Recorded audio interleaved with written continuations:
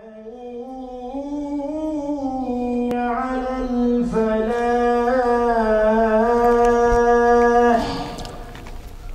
حي على الفلاح الله أكبر الله أكبر الله أكبر الله لا إله إلا الله. الحمد لله ثم الحمد لله الحمد لله حمدا يوافي نعمه ويكافئ مزيده. يا ربنا لك الحمد كما ينبغي لجلال وجهك ولعظيم سلطانك. سبحانك اللهم لا نحصي ثناء عليك أنت كما أثنيت على نفسك. وأشهد أن لا إله إلا الله وحده لا شريك له. وأشهد أن سيدنا محمدا عبده ورسوله وصفيه وخليله خير نبي أرسله الله إلى العالم كله بشيرا ونذيرا. اللهم صل وسلم وبارك على سيدنا محمد صلاة وسلاما دائمين متلازمين إلى يوم الدين. وأوصيكم أيها المسلمون ونفسي المذنبة بتقوى الله تعالى. أما بعد فيا عباد الله، كثير من الناس يسألون بين الحين والآخر عن السبب في أنهم لا يجدون لذة العبادة عندما يقبلون بها إلى الله سبحانه وتعالى. يحاولون أن يتمتعوا بالخشوع ولا يتأتى لهم ذلك. يحاولون أن تكون مشاعرهم متجهة إلى الله سبحانه وتعالى في وقوفهم بين يديه، ولكن لا يتسنى لهم ذلك، بل تشرد بهم أفكارهم ذات اليمين وذات الشمال. فما هو السبب في ذلك؟ Nombreux sont ceux qui se demandent pourquoi ils n'arrivent pas à goûter les joies de l'adoration de Dieu. Ces gens essayent bien de prier Dieu avec recueillement, mais ils n'y parviennent pas. Ils tentent de concentrer leurs pensées sur Dieu, mais leur esprit erre ça et là, occupé qu'il est par les préoccupations terrestres. والجواب يا عباد الله أن السبب في ذلك هو حجاب النعم التي يغدقها الله عز وجل على عباده، كالقوة التي يتمتعون بها، وكالغنى الذي يكرمهم الله به، وكالمعارف والعلوم التي يشرفهم بها. من شأن هذه النعم أن تنسي الإنسان ضعفه، أن تنسي الإنسان عجزه، أن تنسي الإنسان كونه مملوكا ومخلوقا لله تبارك وتعالى. من شأن هذه النعم أن تزج الإنسان في وهم من الاستقلال الذاتي، في وهم من الغنى والاستقلال والقوة الذاتية. ومن شأن هذا الذي يقف بين يدي الله وقد حجب عن الله بهذه النعم أن ينسى حاجته إلى الله سبحانه وتعالى، وأن ينسى فقره بين يدي مولاه وخالقه. فما الذي يجعله يتخشع وهو يتصور ويتخيل غناه واستقلاله عن الله؟ ما الذي يجعله يدرك بأنه يقف بين يدي الله وأنه يخاطب الله وأن الله يراقبه؟ والنعم التي يكرمه الله عز وجل بها تطوف بالنشوة في رأسه. هذا هو السبب في أن كثيرا من الناس لا يذوقون لذة العبادة عندما يتوجهون بها إلى الله سبحانه وتعالى. ولكن فما هو العلاج؟ La réponse qu'on fait à ces gens est que s'ils ne réussissent pas à prendre du plaisir à l'adoration de Dieu, c'est parce que les bienfaits dont Dieu les comble, tels que la santé, la richesse, le savoir, tous ces bienfaits font obstacle à l'adoration de Dieu et leur font oublier qu'ils sont en réalité faibles, pauvres et ignorants par nature. S'ils n'arrivent pas à savourer l'adoration du Seigneur, c'est parce que les dons que Dieu leur fait leur donnent l'illusion que ces choses leur viennent d'eux-mêmes. Or, qui croit cela oublie qu'il est dépendant de Dieu, oublie qu'il est subordonné au Seigneur, oublie qu'il a besoin de lui. Comment dès lors pourrait-il goûter les joies de l'adoration de Dieu alors que l'adoration du Seigneur repose en entier sur l'idée qu'on est dépendant de lui? Voilà pour l'explication. Mais alors, quel remède apporter à ce mal? Al-ilaj, ya ibadallah, أن يعلم الإنسان أنه كتلة من الضعف والعجز وأن الفقر هوية ذاتية موجودة في كيانه وأن النعم التي يتمتع بها مهما كانت هذه النعم وأيا كانت في الكم والكيف فإنما هي عوارض تأتي اليوم وتذهب غدا. العلاج أن يعلم الإنسان أن الذي أبرزه إلى الوجود إنما هو الخالق وأنه جعله عاريا أوجده عاريا إلا من فقره أوجده تائها إلا من ذله أوجده عاجزا إلا من ضعفه.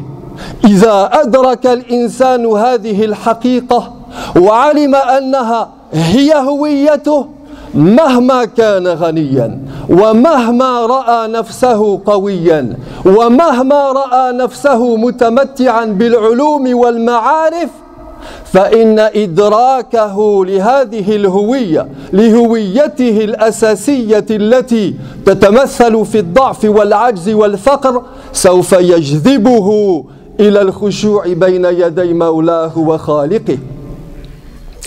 Le remède consiste à savoir que nous sommes faibles, nous autres les hommes, sans défense, impuissants en face de notre destinée, et que l'indigence, le dénuement et la pauvreté sont des attributs intrinsèques de notre nature humaine.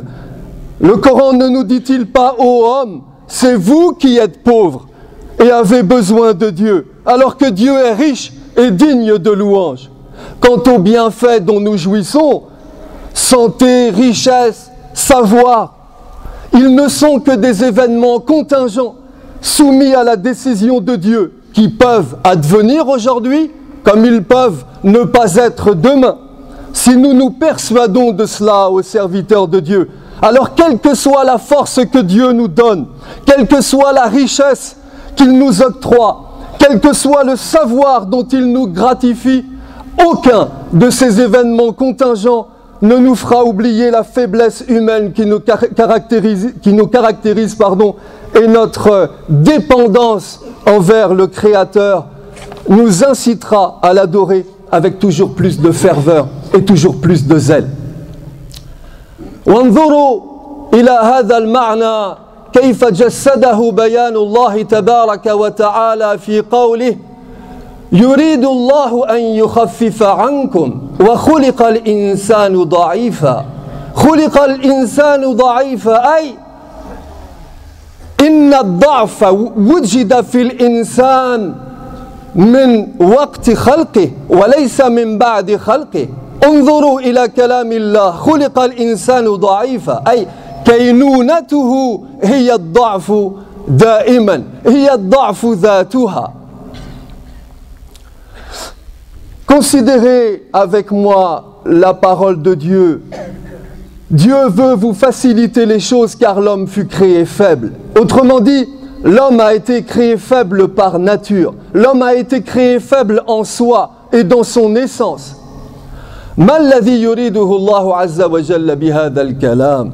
بهذا الكلام يريد الله عز وجل أن يبين لنا أن نعمة القوة، أن نعمة الغنى، أن نعمة المعارف والعلوم، أن نعمة الرفاهية ما ينبغي أن تنسينا هويتنا الأساسية التي خلقنا بها، بل ينبغي أن نعلم أن النعم الوافدة إلينا من قبل الله سبحانه وتعالى إنما هي أمور عارضة تأتي اليوم وتذهب غدا. هذا هو العلاج الذي ينبغي أن يأخذ الإنسان نفسه به، فإن هو فعل ذلك تخلص من المشكلة التي يشكو منها والتي تتمثل في أنه لا يجد لذة العبادة عندما يقبل بها إلى الله سبحانه وتعالى. Par ces paroles donc le Seigneur, quand il dit Dieu veut vous faciliter les choses car l'homme fut créé faible, il veut nous faire comprendre que la fortune, la vigueur, la connaissance, la santé sont autant de bienfaits éphémères et précaires qui ne doivent pas occulter notre faiblesse intrinsèque et ne doivent pas nous faire oublier notre besoin permanent de Dieu. Si nous nous convainquons de cette réalité et que nous nous mettons par rapport à Dieu dans la position du serviteur qui dépend de son maître, alors nous serons en mesure de goûter les joies de l'adoration de Dieu. وتأملوا يا عباد الله في بالغ لطف الله على عباده إذ يبتلي الإنسان بين الحين والآخر بالابتلاءات المختلفة المتنوعة كالمرض يبعثه في جسمه وكالفقر يبتليه به بعد الغنى وكالضعف يبتليه به بعد القوة وكالاضطراب يرسله إليه بعد الأمن والطمأنينة. وانظروا إلى قول الله عز وجل ونبلوكم بالشر والخير فتنة وإلينا ترجعون.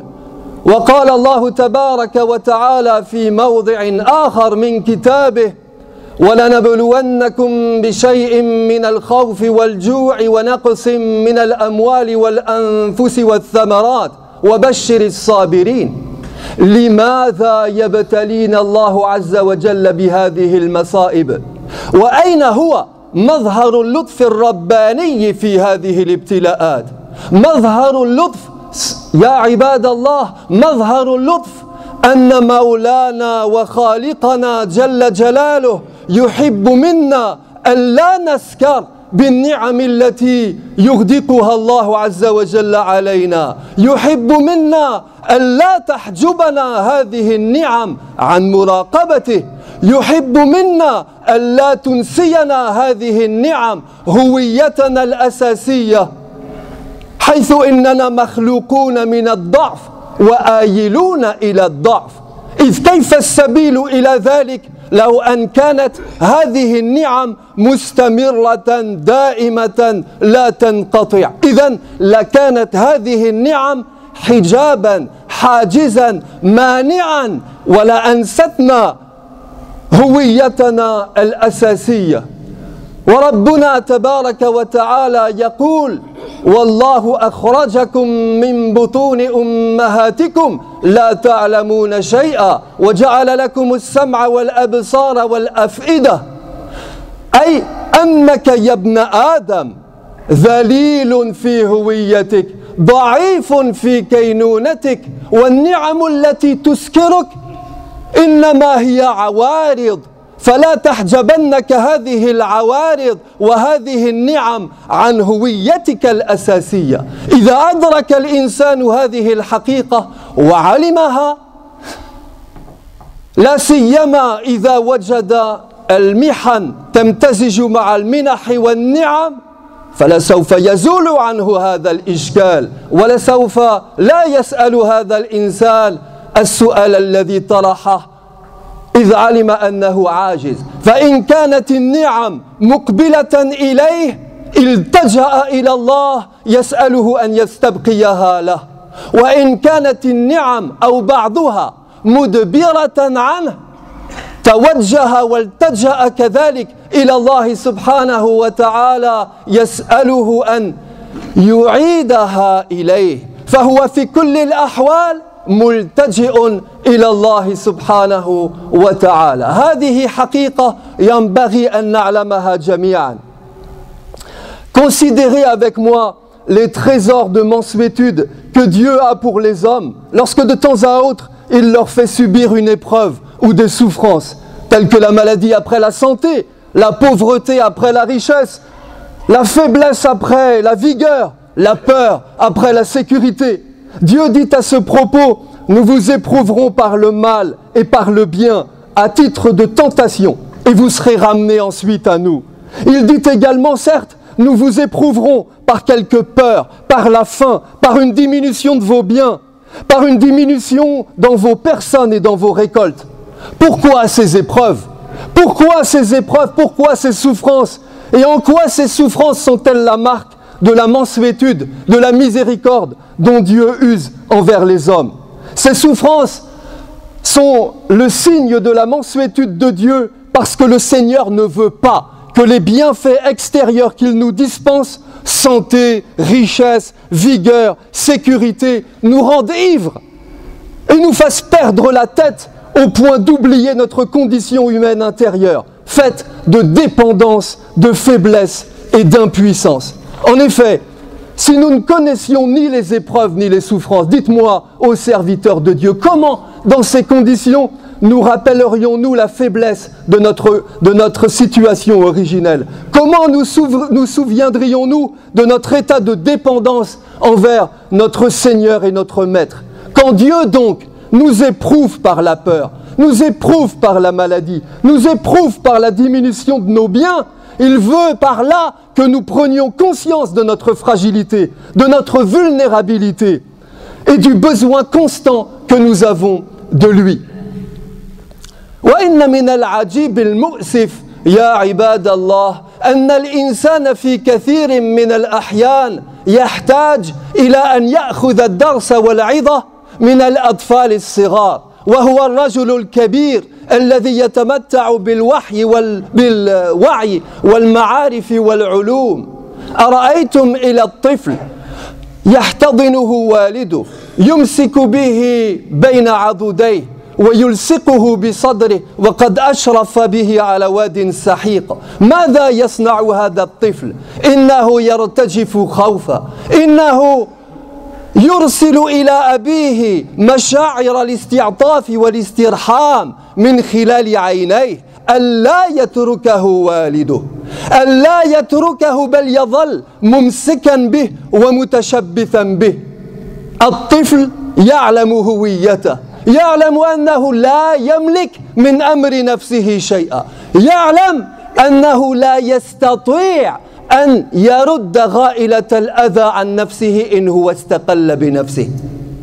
لماذا يا عباد الله لا يكون شأننا مع مولانا وخالقنا كشأن هذا الطفل مع أبيه؟ لماذا لا نعلم كما يعلم الطفل أننا إن استقللنا بأمر أنفسنا لا نملك من حياتنا شيئا، بل لا نملك أي مقوم من مقومات عيشنا؟ لماذا لا ندرك أن في اللحظة التي يتخلى الله عز وجل فيها عنا نتحول إلى لا شيء؟ لماذا لا يكون شأننا مع مولانا وخالقنا كشأن هذا الطفل مع أبيه؟ حتى ولو كانت الحفاوة موجودة ومرسلة من الله إلينا ينبغي أن نعلم أننا لا نستطيع أن نستقل بأمورنا بأمر أنفسنا شيئا. Il est étonnant de constater que les adultes, qui jouissent pourtant de toutes leurs facultés intellectuelles et mentales, ont parfois besoin de tirer une leçon et un avertissement salutaire du comportement des enfants. Prenez le cas d'un enfant qui, en présence de son père, s'expose à quelques dangers. Que fera-t-il? Il se réfugiera aussitôt dans les bras de son père et lui lancera des regards inquiets qui veulent dire « Ne me laisse pas, ne m'abandonne pas, reste auprès de moi ». Parce que l'enfant, pourquoi? Parce que l'enfant a conscience de la faiblesse de sa condition. Il sait, lui, qu'il ne peut rien pour lui-même, qu'il ne peut rien de lui-même et ne peut se sortir d'affaire par ses propres moyens. Je demande donc aux serviteurs de Dieu, pourquoi ne nous comportons-nous pas avec notre Maître et notre Créateur comme cet enfant se comporte avec son Père? Pourquoi ne sentons-nous pas, comme le sent cet enfant, que nous n'avons aucun pouvoir sur nous-mêmes et sur notre destinée? Pourquoi ne comprenons-nous pas, comme le comprend cet enfant, qu'à l'instant même où Dieu décide de nous abandonner, nos existences sont réduites à néant? وإذا كانت قسوة القلب فينا نحن المسلمين قد بلغت مبلغا تتغلب حتى على هذه الحقيقة التي أبينها لكم، فإني أنصح نفسي وأنصح أمثالكم بزيارة المشافي. انظر يا أخي إلى حال المرضى، إلى حال المرضى الذين هم يعانون من الأمراض المختلفة المتنوعة. انظر إلى حال هؤلاء المرضى وقد ذوت منهم الوجوه وقد ضألت فيهم الأجسام. أصغي إلى الأنين الذي يرتفع من الحلوق، أصغي إلى الأوجاع التي تنتابهم والتي يتقلبون في غمارها صباح مساء. كانوا بالأمس القريب مثلك في العافية، بل ربما أقوى. كانوا يتمتعون بمثل ما تتمتع به من رغد العيش ومن العافية. سلهم الآن في الكنوز المالية القيمة، يقول لك كل واحد منهم خذ كل ما أملك، خذ كل ما أملك من المدخرات، ولكن أعد إلي نعمة العافية. أليس هذا يا عباد الله دليلا على أن الإنسان خلق من الضعف وآيل إلى الضعف؟ Et si la dureté de cœur dont nous sommes affligés, nous autres les musulmans, atteint un niveau tel qu'elle nous empêche de reconnaître ce que je viens de dire, alors je recommande à ma propre personne et à la vôtre de visiter les hôpitaux. Voyez la situation de ces gens qui souffrent de maladies diverses et parfois incurables. Voyez ces visages rongés par la souffrance. Voyez ces corps minés par la maladie. Voyez ces accès de douleur. Écoutez ces plaintes mêlées de sanglots, ces gémissements étouffés. Hier encore, ces gens étaient bien portants comme nous le sommes aujourd'hui. Ils jouissaient de la vie comme nous en profitons nous autres à présent, et peut-être même mieux encore. Demandez donc à ces malades quel est leur souhait le plus cher. Tous vous répondront la même chose. Ils vous répondront qu'ils donneraient tout ce qui est entre leurs mains pour recouvrer la santé. N'était-ce pas là, ô serviteurs de Dieu, une preuve évidente que l'homme fut créé faible et que sa faiblesse appartient à sa nature même? وإن كانت القسوة القلبية ما تزال تصاحبك يا أخي، فضف إلى ذلك زيارة القبور. انظر إلى هذه القبور، انظر إلى هذه الأرض المحشوة بجثث، بل بعظام أناس كانوا بالأمس مثلك، كانوا فارهين، كانوا يتمتعون برغد العيش، كانوا محجوبين بالنعم عن المنعم. انظر إلى ما آل إليه أمرهم. تأمل يا أخي في الجنائز التي تحمل فتلقى في الحفرة التي أعدت لهم. ربما كان داخل هذا النعش فتاة ذات قامة ميساء في غاية الجمال وعينين ساحرتين، فلماذا آل أمرها إلى هذا الشبح المرعب؟ تأمل يا أخي في هذا، ثم عد إلى دارك وأنت تعلم أنك مهما كنت غنيا، مهما كنت قويا، مهما كنت متمتعا بالمعارف والعلوم، فإنك مجرد كتلة ضعف وعجز أمام مولاك وخالقك. Et si malgré tout il en est parmi nous qui demeurent insensibles au spectacle des hôpitaux, alors qu'ils ajoutent à cela la visite des cimetières et qu'ils considèrent ces lieux où l'on ensevelit les morts, ces fosses recouvertes de terre. Les habitants de ces tombes étaient des gens comme nous, forts, vifs, robustes, vigoureux. Leur force, leur richesse, leur intelligence leur faisaient perdre la tête, comme nous, et les rendaient ivres d'orgueil, comme nous, au point de les faire oublier leur Seigneur et leur bienfaiteur. Voyez maintenant ce qu'ils sont devenus. Voyez ce cercueil qu'on descend dans une tombe. Regardez-le, peut-être le mort que l'on a enfermé dans cette caisse était une jeune fille grande, belle, élégante. Pourquoi l'ensevelit-on à présent sous terre dans ce trou effrayant? Pourquoi? Dites-moi.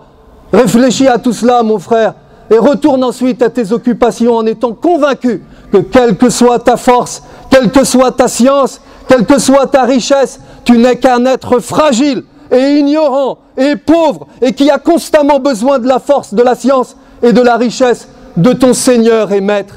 أقول قولي هذا وأستغفر الله لي ولكم فاستغفروه إنه هو الغفور الرحيم.